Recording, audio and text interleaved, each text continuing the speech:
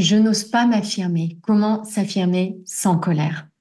Si vous avez le sentiment d'être écrasé par les autres, de ne pas réussir à faire entendre votre voix, de ne pas réussir à donner votre avis, tant et si bien que vous ne savez plus ce que vous voulez, qui vous êtes, quelles sont vos propres décisions, alors cette vidéo va vous apporter des réponses concrètes. Comment s'affirmer sans colère si c'est difficile pour vous? Et surtout, pourquoi c'est si important de réussir à s'affirmer et à s'affirmer, encore une fois, sans agressivité?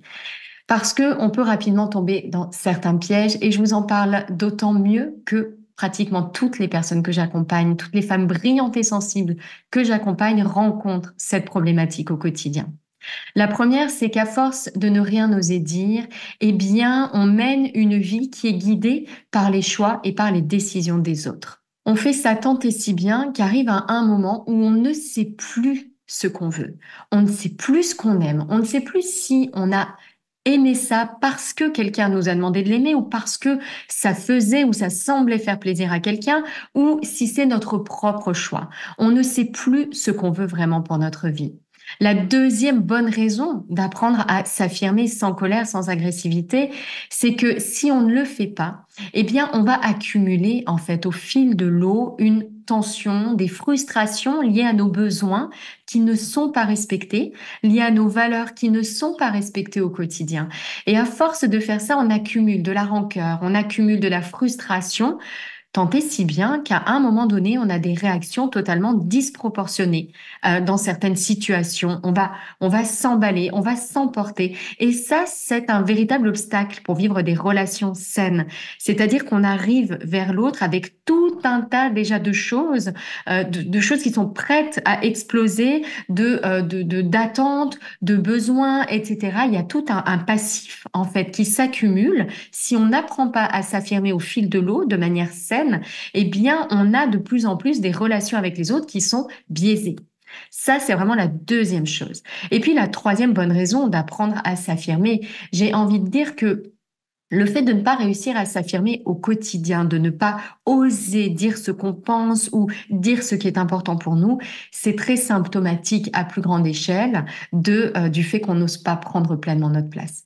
Donc, si vous avez le sentiment de passer un petit peu à côté dans votre vie, que votre vie ne vous ressemble pas ou que vous ne vous gâchez en fait, en quelque sorte, votre potentiel, que vous êtes un peu trop spectatrice, eh bien, réapprendre à vous affirmer, ça va vous permettre de vous mettre dans cette tendance, dans ce mouvement de trouver votre place et surtout d'oser prendre pleinement votre place. Je vous propose maintenant 4 clés pour bien réussir à vous affirmer sans colère.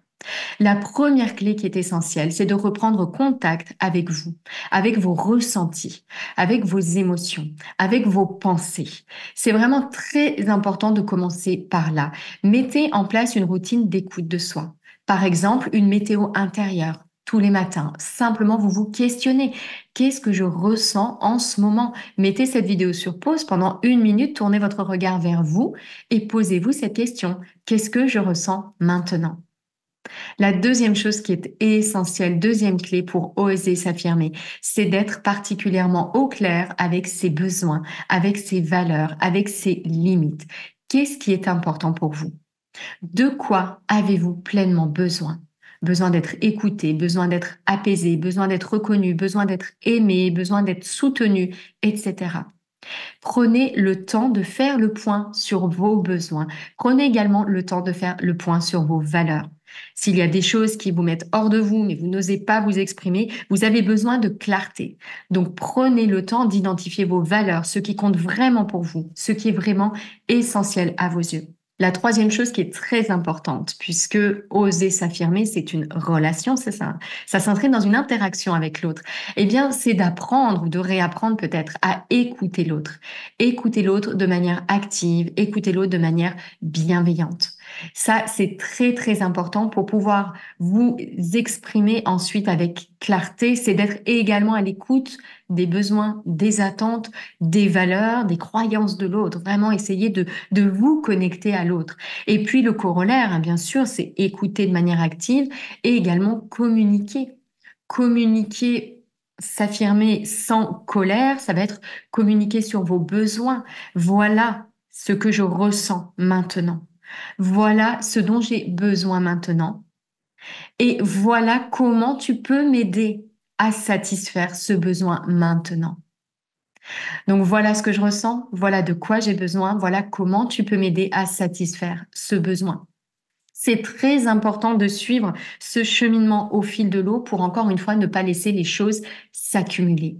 Donc, je récapitule, s'écouter, identifier ses besoins et ses valeurs. Et troisième clé, écouter et communiquer avec bienveillance.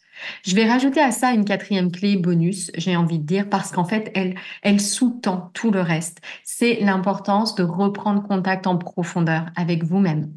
Si vous avez le sentiment de ne pas oser vous affirmer au quotidien, vous n'occupez probablement pas la place qui est la vôtre, hein, parce que ça a sûrement un impact sur tout le reste, sur vos choix, notamment professionnels.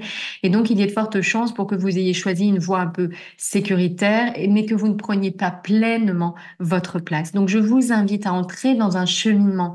Il est passionnant, ce cheminement. Il est ludique. C'est comme une découverte en fait, comme une chasse au trésor. Voilà, la chasse de vos propres trésors, c'est vraiment d'aller identifier ce qui pour vous est essentiel, ce pourquoi vous êtes faite, quelles sont vos forces particulières, et vraiment d'identifier pleinement votre place. Comment est-ce que moi je peux vous aider à aller plus loin? J'accompagne depuis 2017 les femmes brillantes et sensibles à libérer leur potentiel pour illuminer le monde. Si vous vous retrouvez dans ce schéma, vous sentez que vous avez du potentiel, mais ce potentiel est éteint, étouffé, vous n'arrivez pas à prendre votre place. Peut-être parce qu'il y a beaucoup de confusion et de manque de clarté, et puis aussi parce que tout un tas de peurs vous empêchent pleinement d'y aller. Sachez que je propose un programme, c'est le programme Expérience, qui est un programme pour reprendre contact avec vous-même, identifier votre plus belle contribution et l'offrir au monde. Y aller vraiment maintenant pour une vie qui a du sens pour vous. Voilà ce que j'avais à cœur de vous partager dans cette vidéo. J'espère qu'elle vous a plu. N'hésitez pas à la partager, à la liker, à me mettre un petit commentaire, soit pour me dire qu'elle vous a plu parce que ça me fait très plaisir, soit pour me poser une question corollaire qui va avec ça et qui vous bloque encore à ce niveau-là. Je vous souhaite une très très belle journée. Merci pour votre écoute. À bientôt.